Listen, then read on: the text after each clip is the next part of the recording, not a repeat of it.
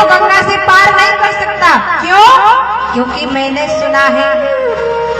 क्या सुना है? बोले छुअते सिला भाई नारी सुहाई और पाहुन तेरा काठ कटना। मैंने सुना है कि आपने पत्थर को छुआ तो पत्थर क्या बन गया? क्या बन गया?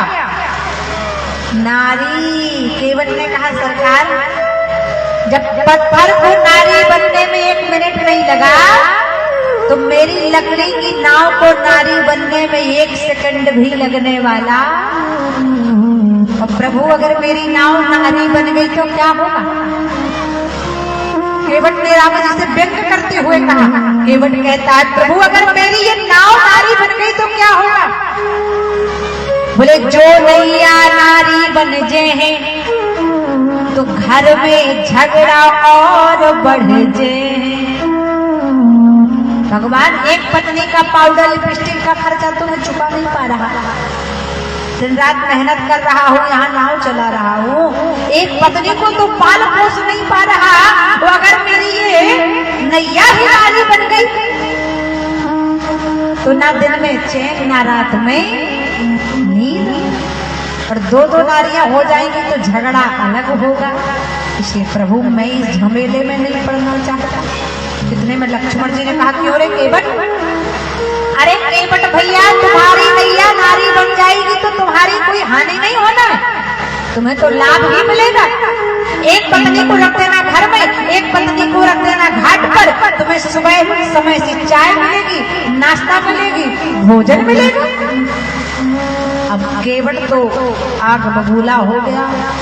केवट ने कहा लक्ष्मण जी खबरदार, अब आपने बोला तो बोला लेकिन अब मत बोलना। आप मुझे 2-2 पत्नियों की सलाह मत देना, क्योंकि अगर आज आपकी ये दुर्दशा हो रही है ना तो किसकी वजह से हो रही है? बोले 3-3 नारियों की वजह से ही हो रही है। न राजा दशरथ केकई से विवाह करते, न केकई वनवास देती, न आज आप मुझसे नाव मंगाते। केवट ने कहा कि दशरथ 3 त्रिया नहीं लाते तो काल को राम लखन बन जाते। इसलिए मैं आपका मर्म जानता हूँ, इसलिए मैं आपको नाव नहीं रखती। एक विद्वान ने कहा अगर राम जी को केवट नाव नहीं दे रहा था ना तो राम जी कुछ उपाय कर लेते, गंगा से पार हो जाते। बोले क्या उपाय करते? बोले राम जी अपना पैर बढ़ा लेते और सीता जी साथ में थी तो सीता जी को गोद में उठा लेते, और लक्ष्मण जी साथ में थे तो लक्ष्मण जी का हाथ पकड़ लेते और पार कर देते। एक विद्वान ने कहा अगर राम जी ऐसा करते ना तो संसार में फिर राम जी को कोई मर्यादा पुरुषोत्तम कहने वाला, इसलिए क्यों ना किया है ऐसे भगवान सुमागी नाव न केवट। अच्छा भगवान चाहते तो दूसरा उपाय कर लेते, सीता जी से कहते थे जाओ गंगा को पैदल पार कर लो, और सीता माता गंगा पैदल पार करके चली जाती। लेकिन राम जी ने सोचा सीता गंगा को पैदल पार करके जाएगी तो उनका पतिव्रत धर्म नष्ट हो जाएगा। अब भगवान चाहते तो तीसरा उपाय करें, लेकिन राम जी ने सोचा ऊपर सूर्य भगवान है, तो अगर मैं सूर्य के सामने पत्नी को गोद में उठाकर पार करूंगा तो मेरी कुल की मर्यादा को कलंक लगता है। मर्यादा हो तो ऐसी देखो, लेकिन आजकल राम जी ने सूर्य भगवान की मर्यादा की और सीता जी को गोद में नहीं उठाया। और आजकल की क्या मर्यादा है?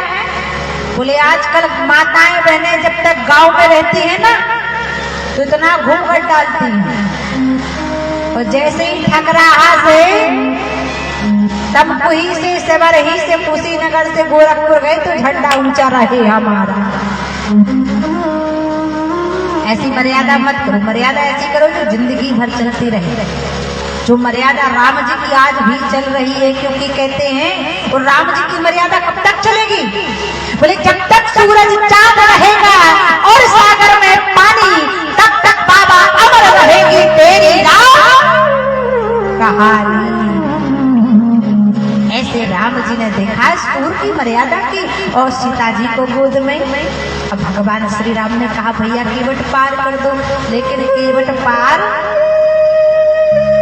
भगवान ने बार बार कहा, लेकिन केवट कहता है जब तक आप नहीं कहोगे कि केवट आओ हमारे चरणों को धो और फिर हमें पार लगाओ।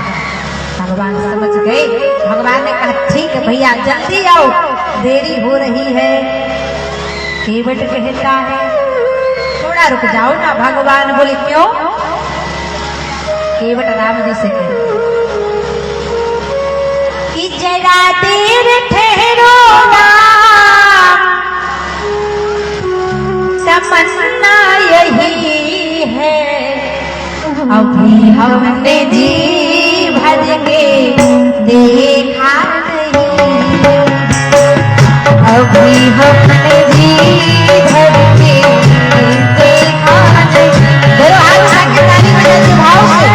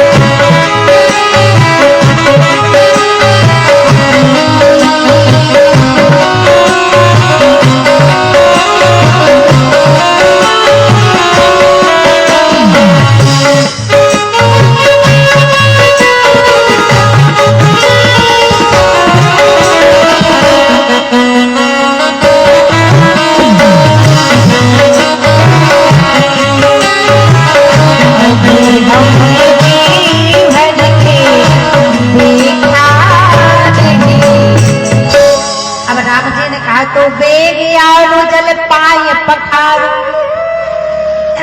ए भैया केवट होत विलंब उतार हो पाए। अच्छा ध्यान दे।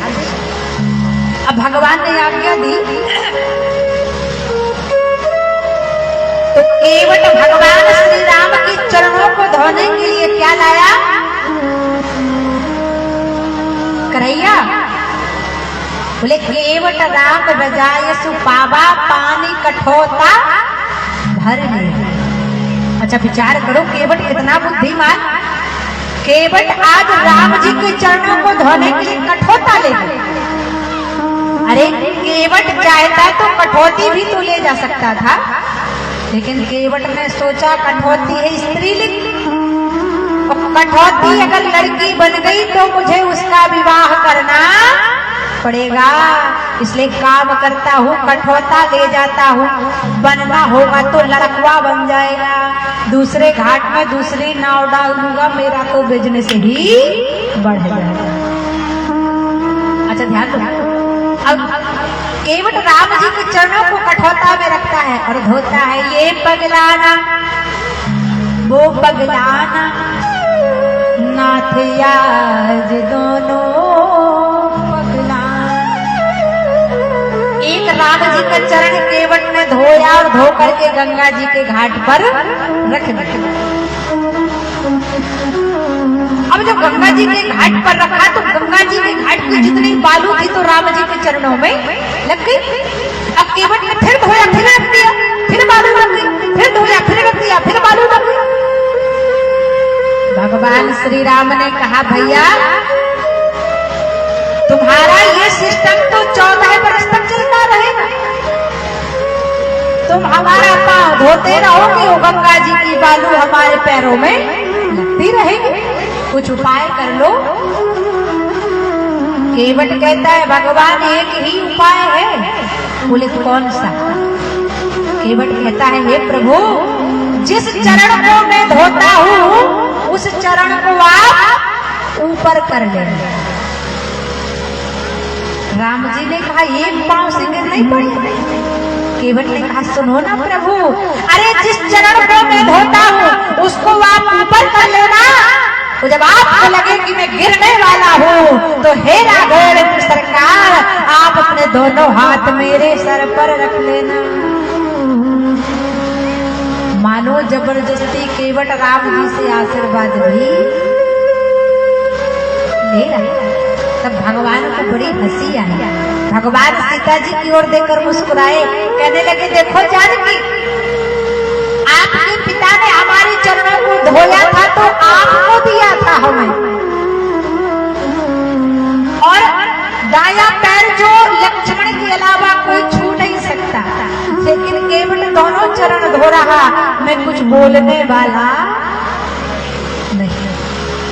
भगवान मुस्कुराए, सुन केवट के मैन प्रेम लपेटे अटपटे, वह श्री करुणायन चितय जानकी लखन। मुस्कुराए भगवान, जानकी की ओर देखकर मुस्कुराए, लक्ष्मण जी की ओर देखकर मुस्कुराए। भगवान ने कहा अब तो पार कर दो। धन्य केवट। केवट कह रहा है प्रभु पहले आप मेरे यात्रियों को पार कर दो, फिर मैं आपको पार करूंगा। अब भगवान ने कहा तुम्हारे यात्री कौन से? बोले प्रभु जन्म जन्मांतर से कल्प कल्पांतर से युग युगांतर से मेरे पितर मेरे पूर्वज गंगा के घाट पर अटके हैं, इनको आप पार कर दो, फिर मैं आपको पार। पितरों को पार करा लिया। अब नाव आई और नाव में राम लक्ष्मण जानकी को बिठाया, और केवट जैसे ही नाव गंगा जी में चलाता है तो केवट नाव चलाना ही भूल जाता है। अच्छा ध्यान, केवट आज उल्टी सीधी नाव चलाने लगा। भगवान श्री राम ने देखा, भगवान श्री राम बोले भैया केवट जरा नाव तो ठीक से चलाओ, अगर ऐसी नाव चलाओगे ना तो 14 बरस तो बहुत दूर की बात है, यही गंगा जी में सरपट स्वाहा हो जाएगा। केवट कहता है प्रभु अब पार करो तो आप, डुबाओ तो केवट की नैया राम के भरोसे।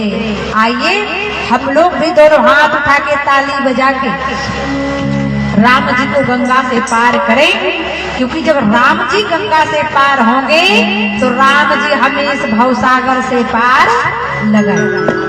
पार जाना है कि नहीं जाना? पीछे की माता के लिए अभी ठकराहा से नहीं जाना। अरे हाँ करो या ना करो, जाना तो एक ना एक दिन पड़ेगा, क्योंकि कहा गया है आया है सो जाएगा राजा रंग फकीरो, कोई सिंहासन चढ़ चला कोई बंधा जंजीरो। जाना तो एक दिन सबको है, आज जाए कल जाए परसों जाए।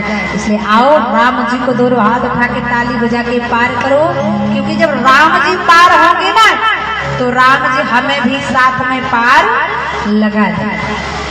अगर दोनों हाथ की ताली बजाकर नैया बना करके राम जी को पार करोगे ना तो भवसागर से पार हो जाओगे, तो अगर कंजूसी करोगे तो फिर भवसागर में डूब जाओगे।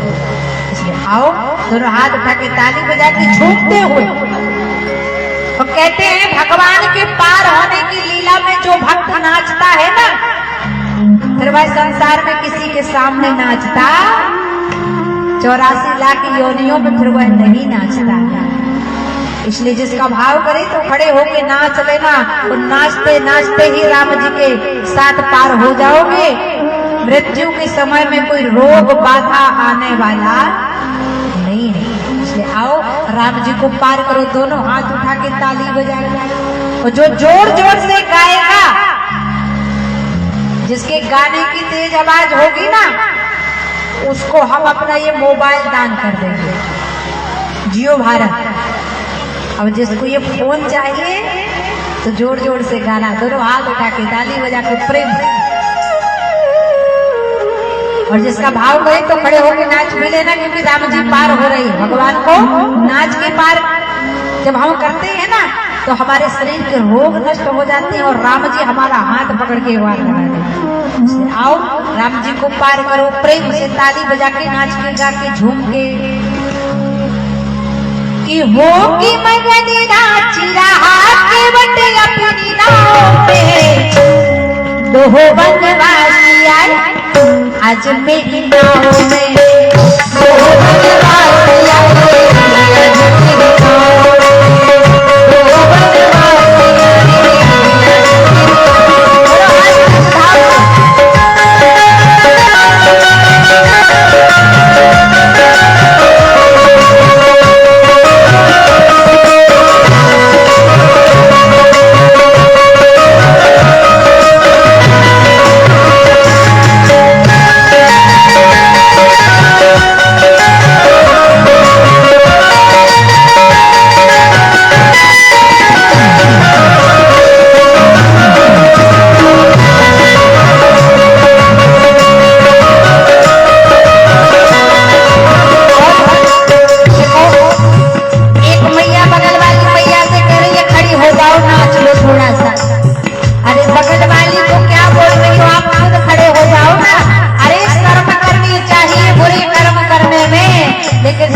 कभी मत करो।